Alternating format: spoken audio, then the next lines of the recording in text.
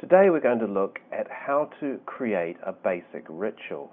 Now, most people have a fear of writing rituals because they look at the elaborate works of the Golden Dawn or Crowley or anyone else and think it's completely out of their league. They also have a fear that something might go wrong or that, at best case, it won't work. I was thinking through this problem and how I overcame it, and it was mostly because I was in an order called the Servants of the Light. In the 1990s, the Servants of the Light didn't have a ritual training program of any note, and they did encourage people to work on their own and their own rituals. But the sort of rituals they worked on were extremely basic, and they were reasonably effective. So what I'm going to do is I'm going to take you through the steps for creating one of those sorts of rituals so that you can simply and quickly create the sort of rituals that you need to build up your confidence. Practically all rituals are based on a symbol. The Golden Dawn's 0 = 0 ritual, for example, is based on the symbol of the Tree of Life. This basic ritual is based on the circle cross, which has within its meanings some tremendously profound implications. It is the cycle of the seasons. It is the wheel of life and death. It is the balancing of the elements. In the East is traditionally associated with air. In the South, traditionally fire. In the West, water. And in the North, earth. But equally, the East can represent sunrise, the South can represent the sun at noon, the West the setting sun, and the North the sun at midnight. All these things have implications in the rituals that you will perform. They will also be incredibly familiar to anybody who has been involved in the Western mystery tradition for any great length of time. To perform a ritual based on this particular symbol, all you need is a table or altar in the middle, a further candlestick far in the east, and 4 elemental candles at each of the 4 quarters. These can be pure white or yellow, red, blue, and black. You will also need a dagger or a sword or a wand. Notice I have not put any of the traditional Golden Dawn elemental implements into this ritual because they're not needed, and in fact they would confuse things tremendously. The next thing to do is to add some secret sauce. Now, this really is magic, and it's not something that's known or talked about in most magical groups. What you do, essentially, is place an imaginary reality over the top of your ritual space. Now, this was part of the Golden Dawn system, which is dutifully ignored by most Golden Dawn groups. But if you look at the analysis of the rituals, you can see that the technique that was being used in the original Golden Dawn flows evenly right through to the modern magical groups. What this involves is clearly and carefully visualizing a temple space over the top of the one you're using. Now, this sounds unnecessary or daft, but with a basic knowledge of Kabbalah, you can see why this is important. Using a simplified version of Kabbalah, we can see that our temple is safely rested on the earth. Now, the earth level partakes of the lower levels of the astral, which is the range of imagination, and also the treasure house of images and all the other things that are associated with astral magic. Now, the astral level is linked to the spiritual level. So theoretically, a resonance in spirit causes a resonance in the astral and a direct resonance on the earth. When we imagine, we actually draw down the astral level into our reality.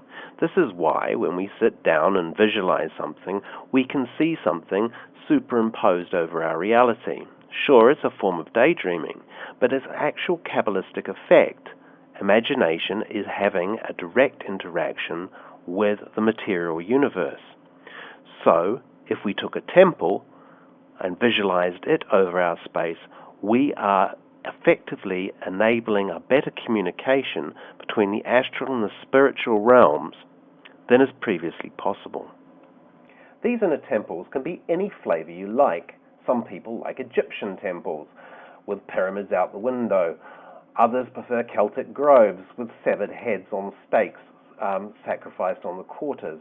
Either way, it's unique to you and whatever particular tradition you happen to be using.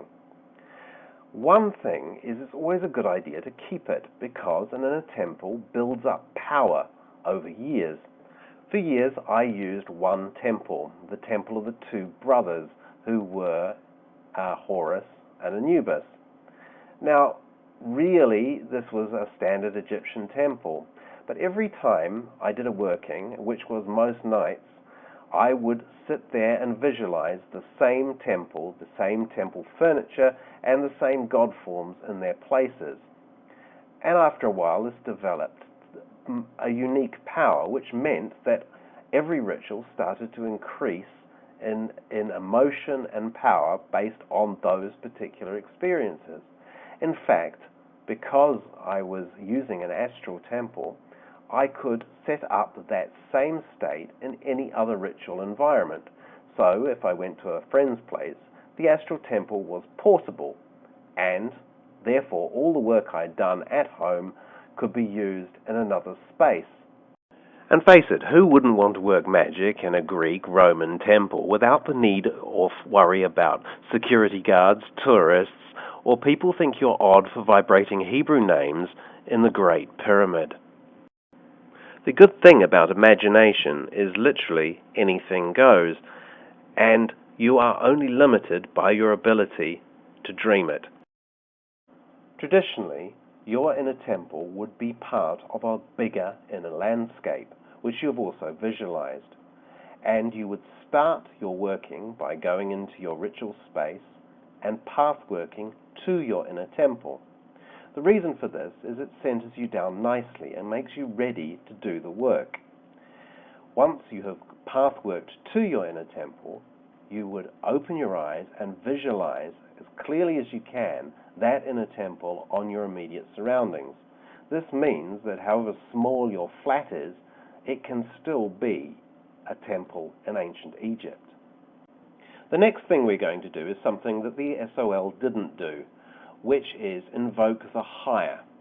Now, SOL got around the same problem by declaring that each of their rituals were done in accordance to the divine.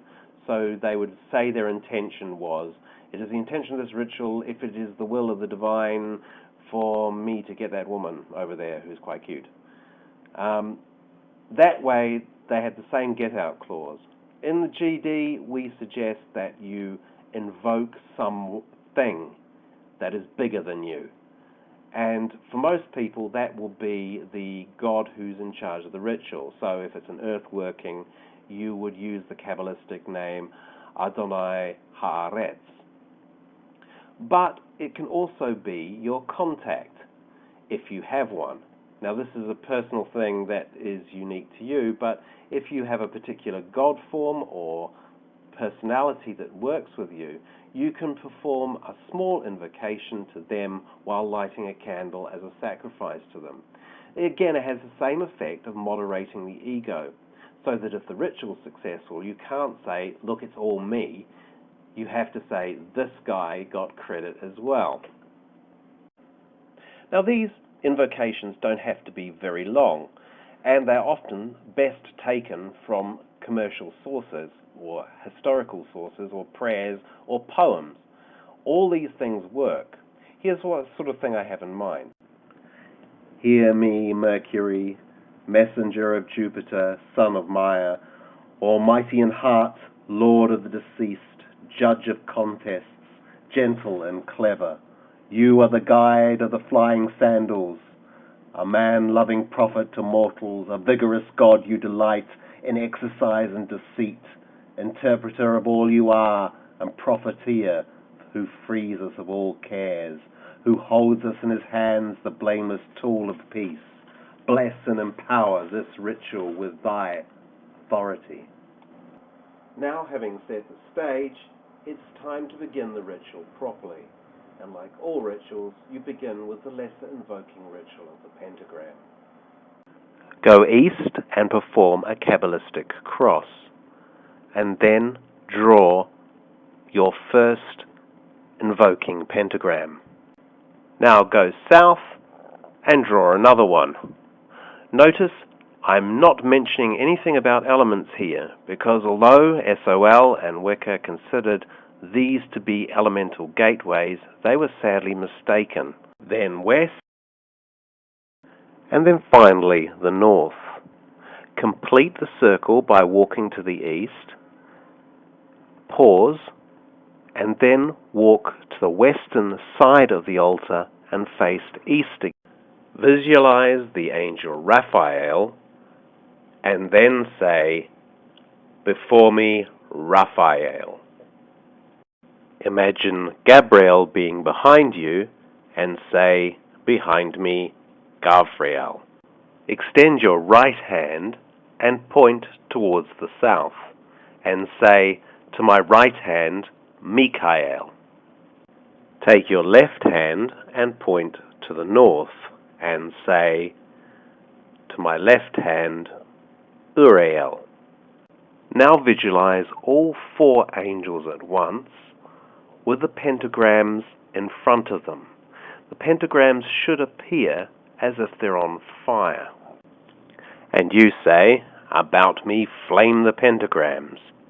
You visualize yourself as a great golden cross, radiating energy to the entire circle. As you do so, you visualize a large golden hexagram forming over the altar. You then say, "Within the columns shines the 6-rayed star." Using the lesser ritual of the pentagram has created a magic circle. This is common in most forms of Goetic and Solomonic magic. What we are now going to do is place on that magic circle the God forms and elemental energy which we want to bring into our circle.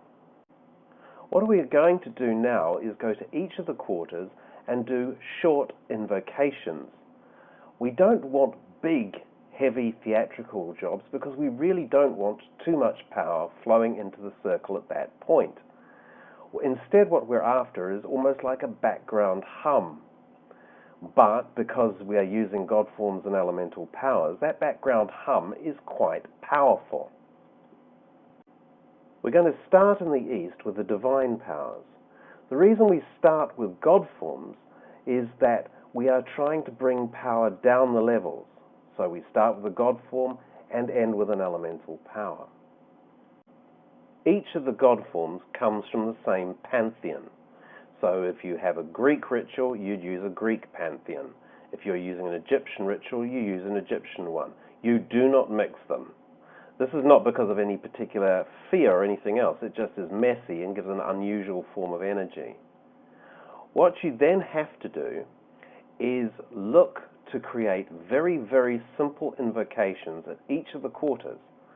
These really are simple ones and can be pulled just from a couple of sentences taken from an old text or something, say, from the Book of the Dead if you're using Egyptian.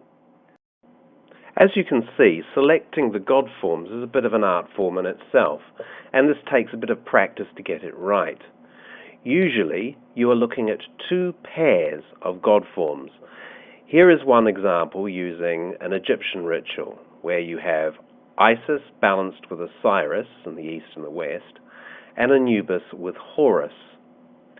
This is because they are husband and wife and brothers. When I was using this particular system, we used to try and find God forms that were connected to the particular types of elements for each of the quarters. So, for example, whatever we put in the east had to be connected to air in some way, and something in the south had to be connected to fire. Generally, though, I never found it made any difference. The actual energy is provided by the polarities created by the two god forms. So here we've got Isis and Osiris forming the polarity, Anubis and Horus forming the polarity.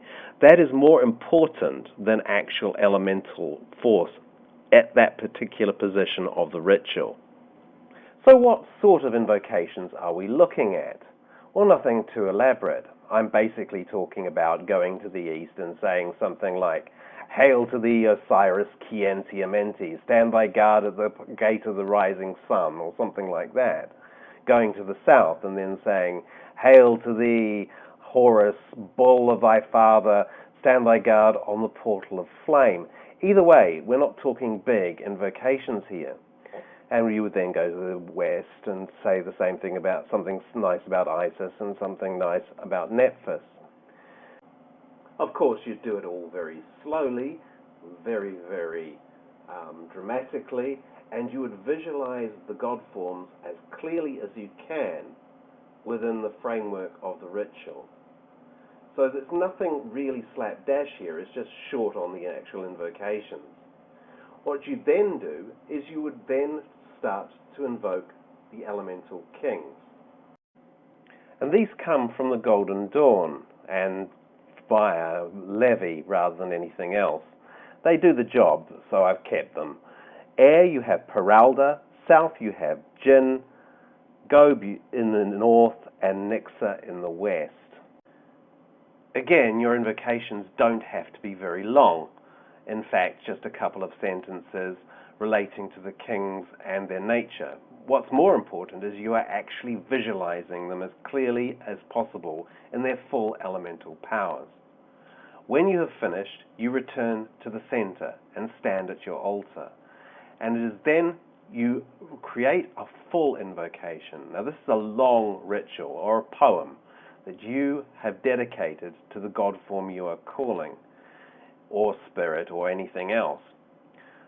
What we will use as an example is Helios, because we have already placed our Egyptian gods around us.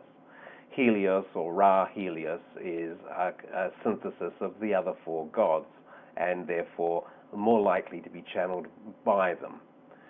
What we then do is we construct a ritual poem.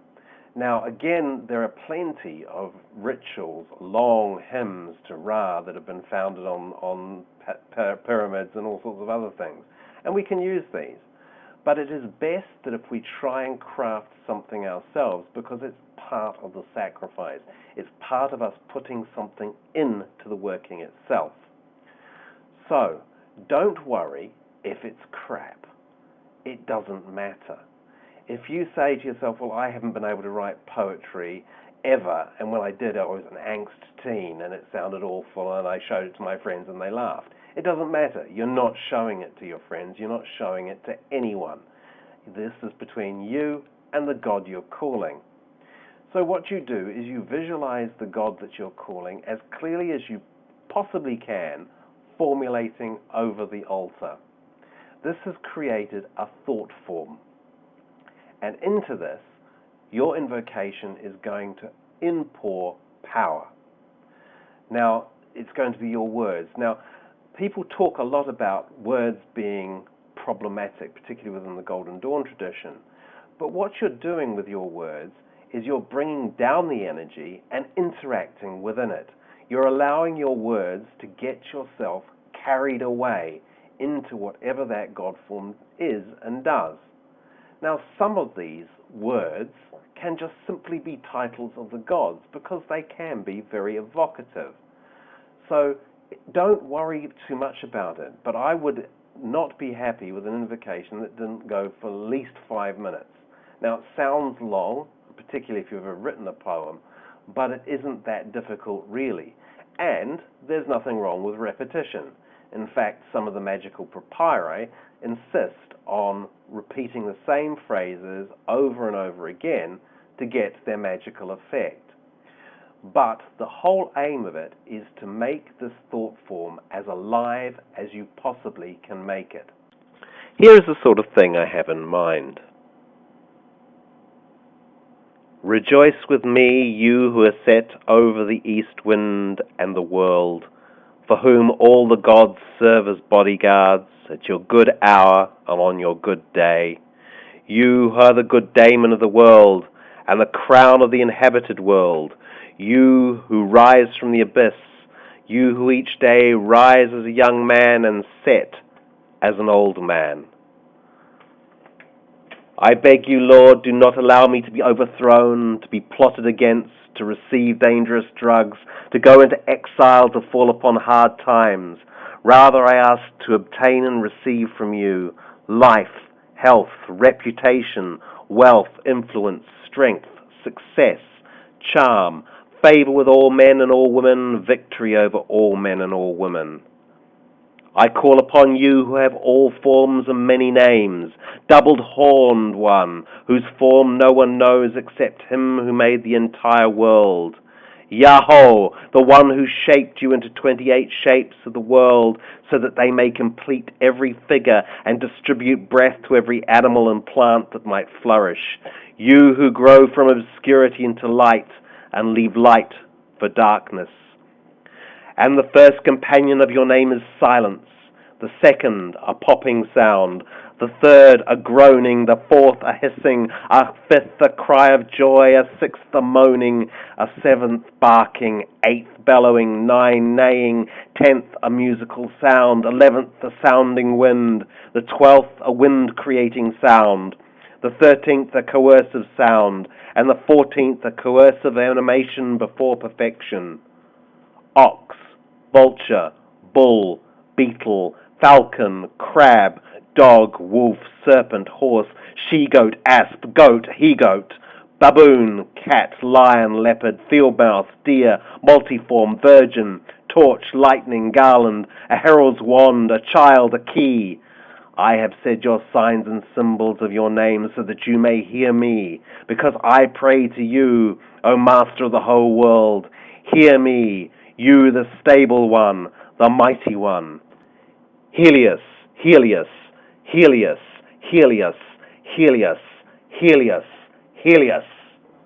I should point out that I didn't write that. It was an Egyptian papyri, and it was translated into English, and I messed around with it a little bit to make it a bit more coherent. But that's the sort of thing you can play with, and if you really put yourself into it, which, face it, I'm talking into a microphone, it's not going to be the best job you can do, you can get thoroughly carried away with it and the visualization. And then, once it manifests, you can talk to it. You may not actually see it.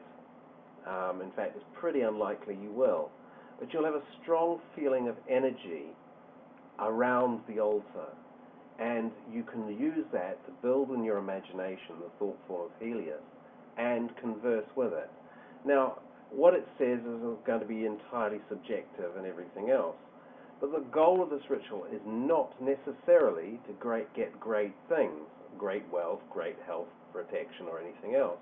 It's really to interact with the force and start experimenting with it. Remember, this is a basic ritual. It's not a heavy-duty job. It's probably enough. Now, for example, if you were sick and you wanted Helios's help, after doing that big, long invocation, you could ask him for help. I would additionally add, since it's Helios, that you take a yellow candle, write your name, if it's you that's sick, on it with the name Helios on it, and offer that candle as a sacrifice to him. That way, you have got the interaction between you and the god. Once you've invoked Helios, you then proceed to give a short speech thanking him for showing up.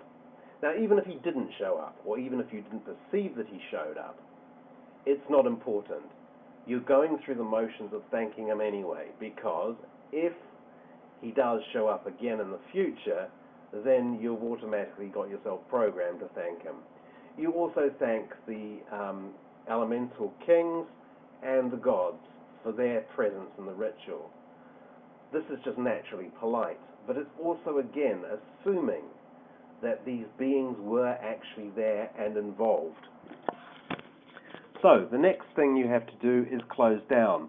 Now, SOL insisted that you go around anti-clockwise and do everything very slowly.